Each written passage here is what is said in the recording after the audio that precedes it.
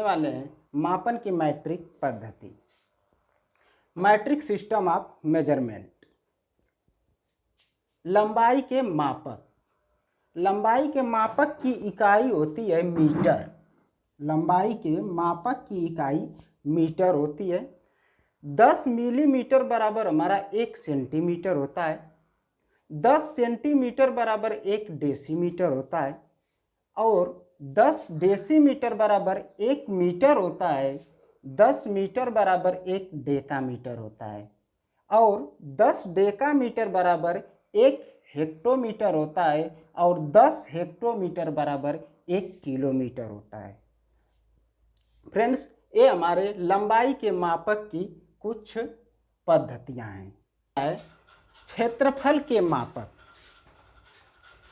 हमारा होता है 100 वर्ग मिलीमीटर में 1 वर्ग सेंटीमीटर और 100 वर्ग सेंटीमीटर में 1 वर्ग डेसीमीटर होता है।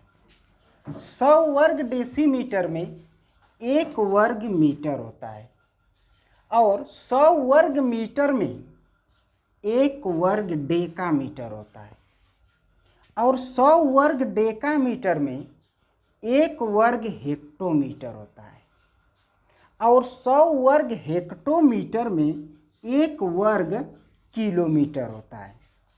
यह हमारा क्षेत्रफल के मापक पद्धति थी।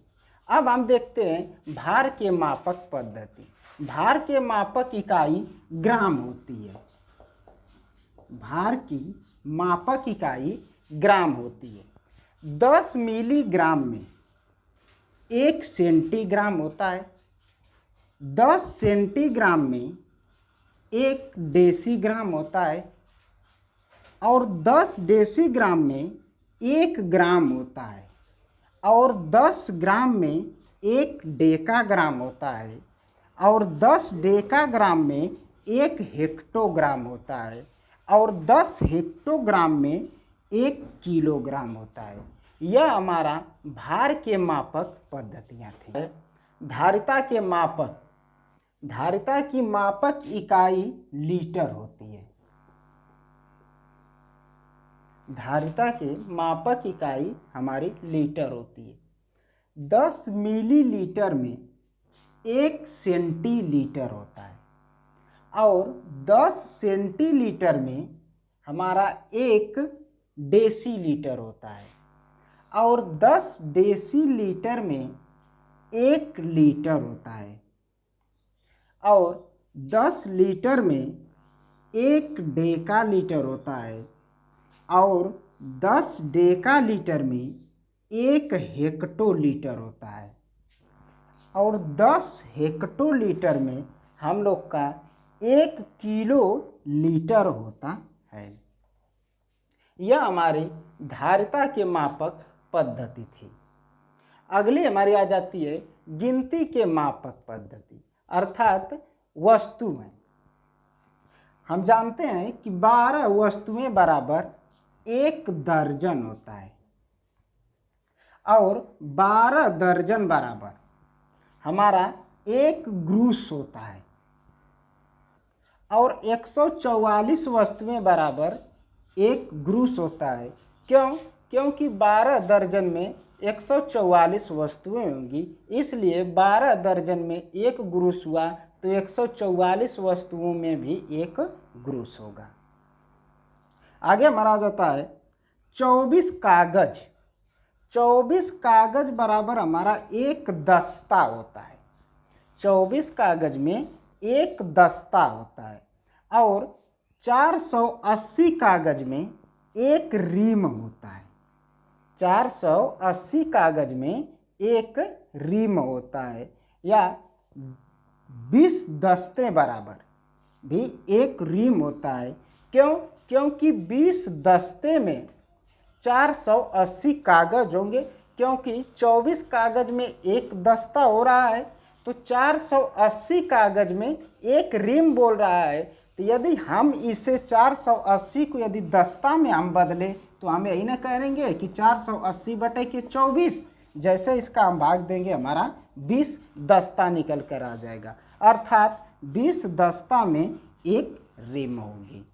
तो यह हमारी गिनती के मापक पद्धति थी। समय के मापक, समय के मापक में है हमारा 60 सेकेंड में, 60 सेकेंड में 1 मिनट होता है और 60 मिनट में 1 घंटा होता है और 24 घंटा में 1 दिन होता है और 7 दिन में 1 सप्ताह होता है। 30 दिन में 1 माह होता है और 12 माह में 1 वर्ष होता है। 365 दिन में 1 वर्ष होता है। 12 माह में भी 1 वर्ष होता है, 365 दिन में 1 वर्ष होता है और 366 दिन में 1 अधिवर्ष हो जाता है या हम इसे बोलते हैं लीप वर्ष। फ्रेंड्स, यदि बात कर दिया जाए, यहाँ पे आप देख रहे हैं कि 60 सेकेंड में 1 मिनट है और 60 मिनट में 1 घंटा होता है।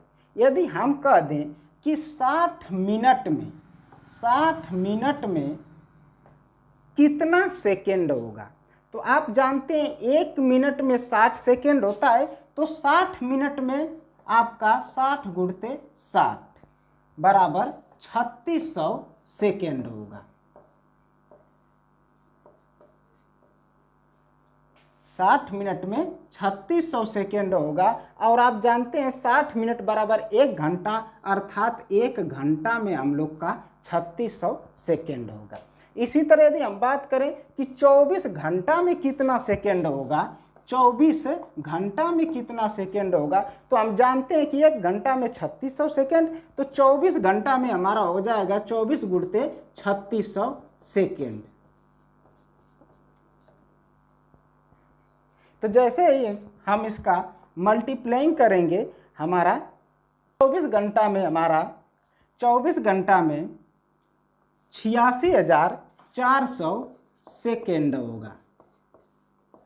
इसी तरह 24 घंटा का मतलब 1 दिन, अर्थात हमारा एक दिन में 86,400 सेकेंड होगा। इसी तरह दोस्तों आप 7 दिन में निकाल सकते हैं, 30 दिन में निकाल सकते हैं कितना सेकेंड होता है, 12 माह में निकाल सकते हैं, 365 दिन में भी निकाल सकते हैं कितना सेकेंड होता है, और इसी तरह आप चाहें 3 सब पूरे का भी निकाल सकते हैं। कि इस वीडियो में आपको यह आज की वीडियो पसंद आई हो तो आप शेयर करें, लाइक करें, चैनल को सब्सक्राइब करें और कमेंट भी करें। थैंक्स।